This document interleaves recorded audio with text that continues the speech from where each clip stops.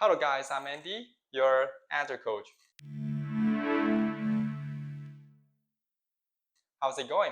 Last week I attended a friend's reunion and met a software engineer. We chatted for a while and I know he's a front-end engineer and is still seeking overseas job in Japan. I was just curious and asked him, do you use any Agile frameworks or methods in the office? He said, we use the Scrum framework, but it's odd because it seems that we have the form but lack of essentials. His response aroused my curiosity to go on. He then said, we apply story points to estimate user stories, but most people have no idea what they are estimating for. We just estimate by our experience. Even the idea of story points had been proposed for a long time. Many people still misunderstood its correct usage. Today, I'm going to take a brief introduction about it and answer three questions most people often ask when they are applying story points. The idea of story points was first proposed in an Agile framework, extreme programming. It was prior to modern Agile methodologies like Scrum or Kanban. Unlike them, extreme programming was pretty specific for software engineering. In late 1990s, it proposed several revolutionary concepts that largely impacted software development, such as code review, unit testing, shared workspace, pair programming, TDD, and today's main character, story points. Simply speaking, story points is applied to estimate efforts, complexities, and risks that are necessary to complete a certain requirement. We usually use a relative value to represent how much work we should take to satisfy the requirement. However, people often get into trouble when they are using this estimation tool, so I collected three frequently asked questions here. The first one is the number of story points proportional to working hours? Well, no. It's a simple logic question. If you are going to estimate your efforts by working hours, why not just ask your team how long they would take in all items? Why do they have to use story points to represent working hours?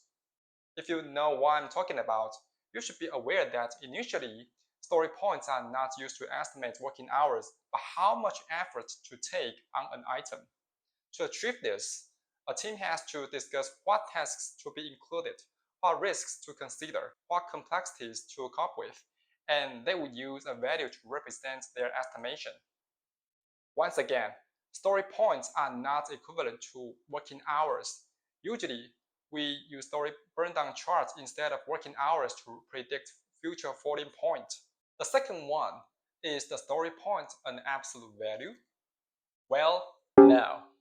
It's a relative value, so for the first time when you use it, try to find a common requirement most people approve as the basis of one, and then other requirements are compared with it to derive the corresponding sizes. Also, because of this attribute, some people think it improper to be applied for multiple teams, only suitable for the single team. The third one, why the story point is needed. Many practitioners have this question because even if they had sized the items, they were still required to estimate items in working hours and they focus on when to deliver selected features.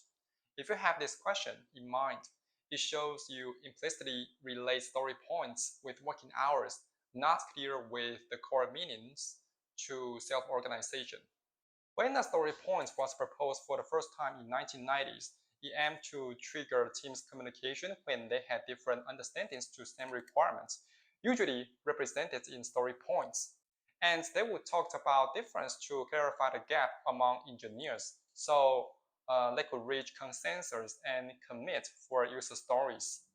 That's why the idea of story points is needed for team collaboration. It enables them to self-organize their collaboration with the product owner, with the team. The story point helps you view estimation work from another dimension. In my episode 5, I shared the concept lead time to evaluate the progress of a project. These two methods, story points and lead time, dominate the Agile estimation. I will deliver another Agile content talking about their comparison. To sum up, the objective of applying story points is not merely for sizing items, enabling communication and collaboration, eliminating communication gap and reaching consensus, will be your first consideration when you are using it. If you like this video, thumbs up, subscribe me, and comment below if you have any questions. I'm Andy, your Agile coach. Bye bye.